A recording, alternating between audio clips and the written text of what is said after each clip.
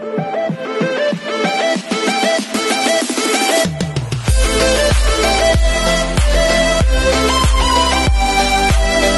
everyone, this is Kijipo Vlogs. If you've been your actor based here in Saudi Arabia and welcome back to my channel. Again, gawa natin yung reaction video. Ang continuation ng Ruel Carino natin for today's video. Kasi kanina, alam mo bakit? Yun yung pangalawang video ko. Tuwing Sunday kasi talaga, busy talaga ako. So, basically, pangalawang video ko yung nagawa ng reaction video. Una kay Emma Taglaw, pangalawa ito. So, medyo nawala ako sa wisyo, mami. Kasi ayoko talagang gumawa ng reaction video ng hindi pong emotional ako. Kasi the rest of the day, magiging emotional talaga ako niyan. So, kanina, hindi ko inaasahan na umiyak talaga ako nung nalaman ko wala na pala siyang tatay. Wala talaga akong alam na wala na pala siyang tatay. Can you just imagine? Bilib na bilib ako sa kanya, bukod sa magaling siyang kumanta and everything, pero bilib na bilib ako sa kanya kasi napaka-formal niya. Although walang lalaking may nag-guide sa kanya, na lalaki pa siya ha. Can you just imagine that? Lalaki siya, pero walang may nag-guide sa kanya lalaki. Pero prim and proper pa din siya. Makikita, malalaman mo din talaga na respetado, or na marunong siyang rumispeto, may paninindigan siya. Actually, tindig niya pala, may paninindigan na talaga siya eh. Mami, hindi na talaga to. It's not all about singing career of Ruel Carino. Sa totoo lang, iba ng addiction ko sa bunsong ito. So, once again, let's start this. Continuation to kanina. I conform to their type of music. Oh, kasi lagi ko silang kasama. Okay. Yeah, and now you're a student, right? Yeah. So, paano mo naman na-juggle yung schedule mo as a student and now yung sa Itbulaga nga? It's difficult. Kasi I was given a chance by my subject teachers. Imagine being able to build anything just by thinking about it. Meet Base 44. Mamaya na. As long as you comply, as long as you pass your assignments, your projects, your performance tasks, even if it's late, I will accept. You will pass. Basta may bigay mo. They don't care about the deadline. Basta may pass ako, may grade pa rin ako. That's nice. That's why if I'm absent sa araw na ito kasi nasa Itbulaga ako, that's when I get home, I'm nice. gonna do the assignments, so ipapasa ko sa kanila. No matter if it's overdue, may grade pa rin ako. So that's why I'm grateful to all of my teachers. Yeah, it's good that they're very understanding of your situation then. And what about for college naman? What's your plan? May plan ka na ba kung anong kukunin mo? It's a bit early, pero I've always been interested in public service. Okay. Kaya Doktor, even medicine, now sa or school, law? doon sa student council namin, sabi ko, I can endorse you guys, whether it be oral, whether it be financial. But tinan mo, dumi siyang salita. Siyempre, hindi naman ako magbibigay. You need to show me something, but I've always wanted to be a lawyer. Lawyer, bagay. Kaya nga, bagay sa kanya. Nung nag-second runner-up ako sa Itbulaga, okay, ginood time ko si Tito Sen. Ano sabi? Lumapit ako sa kanya, sabi ko, Tito Sen, ako Leo, bala ko po magkabugado. Pwede turuan niya ako? Oo naman. Ang galing niya makisabay ng trip eh. Yeah, you're already under the wings of Tito Sen, diba? Matuturuan ka na. Okay. Ang galing niya makisabay sa jokes eh. Tito Sen, paturo. Joke ba yun? Okay. Pero pwede rin maging totoo, why not? Diba? Kung yun talaga yung plan mo din and yung gusto mong mangyari. Yeah, possibly. Okay. But that's the plan. Lawyer. Okay. Pol Sci, political science. Yeah. We'll see din, mga ilang years pa, parang 4 years pa din. Ayokong umiyak. Kasi may wala naman siyang iyakan, di ba? 5 pa before you... 5 or 6. Okay, 5 or 6 before you reach college. So marami pang pwedeng mangyari. Yeah. So we'll see. Pero that's good to know. And good luck. And now going through the impersonation again, how did it start ba na... So you heard from your grandfather, yung songs, ganyan, and your family. Tapos, when did you start practicing? Yeah, because on getting to know Ruel Carino. Impersonation, more of a coincidence. Because when I sing, when I belt, I sound like him. There's no alteration made to my voice. Natural talaga. Yeah. But it all Yung started belting niya, when napansin ko din. they Di ba told me nasabi ko sa inyo? that yun Yung nga, my belting voice niya. had similarities Ang ganda ng kay Matt belting niya. Hindi po Monroe. alam mo yung hindi niya maabot, pero Kantahin mo naaabot to sa niya. video, okay? Yung Aralin mo escalation. the first song that I learned kay Matt Monroe was If I Ano? Never Sing Another Song, but they told me na mas bagay dati. Ngayon, sabi nila halos lahat daw. But dati, sabi nila, aralin mo, Walk Away. Walk away. And so, I learned it. I sang it sa karaoke and they said, what are you gonna sound in a few years? Well, now they have the answer. I'm on TV, they can listen to me anytime. Yeah. So this was your relatives. Yeah, yeah. Okay. Pero how did you practice it? When sinabi na nila sa iyo na you sound like him, and puro karaoke ba yung pag-practice mo? Yes, yan yung gusto ko. I never took practice seriously. But Wala siyang vocal coach? I started singing Matt Monroe. Wala siyang I vocal didn't coach. sound Kasi too sabi much niya, like him, but there was already a similarity. pero So, paano yung na-develop? Paano Even na if there was only a similarity in the voices of mine and Matt Monroe, Pero, kung ganun ka nangyari, talaga eh. I joined the contest and surprisingly, I even got the grand champion. Saan? But Anong sing champ? practice Anong sing song? started around 2 years ago. We Yung got a about sa vocal Matt Monroe. teacher. May vocal coach siya. Understood. Akala ko naman, pero 2 years ago lang yun na. Akala ko since bata siya. Iisa lang sila when it comes to the Teaching. booking because they're husband and wife.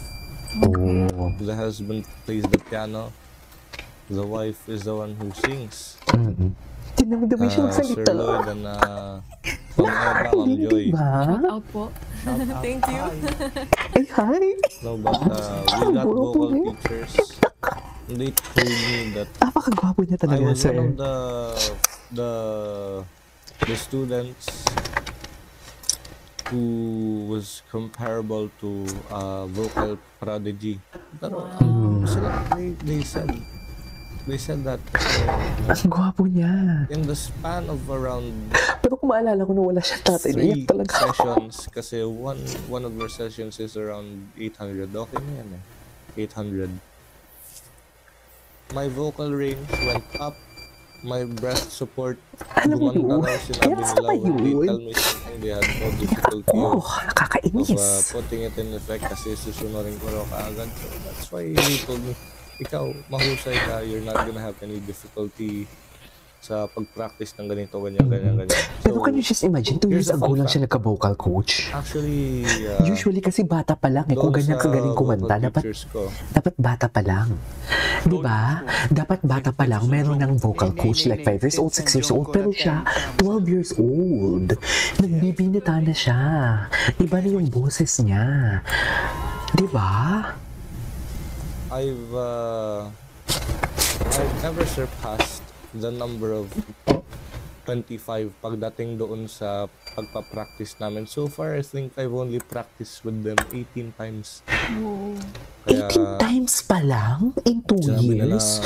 So paano na-develop? They're astounded, they're mind-boggled kasi sinabi nila, totoo ba? 18 sessions lang ng practice ninyo. Pero, Tapos, hindi ka pa nakaabot ng 30, 25, or even ganitong number. Nasa TV ka na kaagad. pero, Because, you know, my voice only improved. So this is a proven fact. Even if you're a singer, you're not a singer. Kahit hindi sa subject of singing, you need to learn from others, but you also need to make your own effort. Kaya they taught me how to sing, how to improve. Then I was, when we weren't rehearsing or having vocal lessons, I was the one who was trying to find out, parang kinakapa ko yung voice ko. So, it only improved around the eh. Because if you listen to my old recordings, you can hear my voice tremble. You could hear my voice trembling when I was singing. Ngayon, stable naman na yung tunog, but my voice only started improving around December last year. Oh. Before that, I sounded terrible. Joke lang. Pero yeah, that's true. My It's like- voice only stabilized December. You're born to do this. Stabilize. I think so. You are born to do this. Not in my opinion. Ay, Nagkataon lang. But I'm sure, very real siya. more and no? more, mas Very lalo real siya pang kasi gagaling, kinukontrol you know, niya. magmamature pa din yung Diba? voice mo Kumbaga and sinasabi niya na kung anong with all the totoo. lessons. So, malayo pang mararating mo for Very sure. real And siya, the fact Mi. na ngayon pa lang, parang malayo lang narating mo, diba? With even just a few sessions pa lang. So, you're doing great. And when it comes to, joining Eat Bulaga, how did that happen? Well, I was one of the few lucky people who did not audition for the clones Oh, because we were basically scouted. I myself was personally taken in by our director sa the clones. You know, the first message that our director actually sent me was, "Are you the Roel Carino who sounds like Frank Sinatra?" Hindi pa Matt Monroe eh. Nagkataon lang kasi nung panahon na yun, may ako eh. May trangkaso din ako noon eh. Of course, pag may trangkaso ka, mas magasgas yung boses mo. Si Matt Monroe, smooth. Pag si Sinatra, may gas pa. Pag sinabi niya, opo. Sinabi ko, opo, ako po yung ka-voice niya. Sinabi niya, gusto mong sumali sa The Clone sa Eat Bulaga? Sinabi ko, sure, why not po? You know, I have a saying eh. Luther Vandross, Dance with My Father, di ba?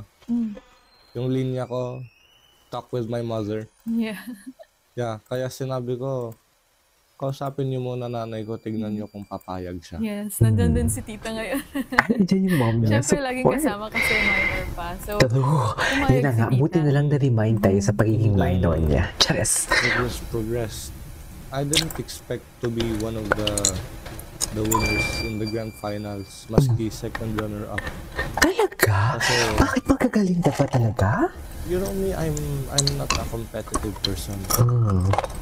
If you give me a chance to be equal with my opponents, I will take that chance. I don't wanna be lower, nor do I want to be higher. Gusto ko pantay kami.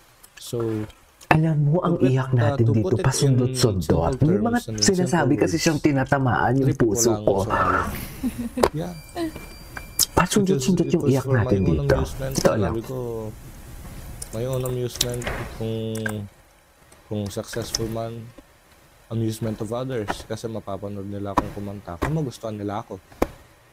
So, I joined, I sang, then, I didn't expect it, but surprisingly, yung taong bayan, the Dabarkads, they seemed to like me.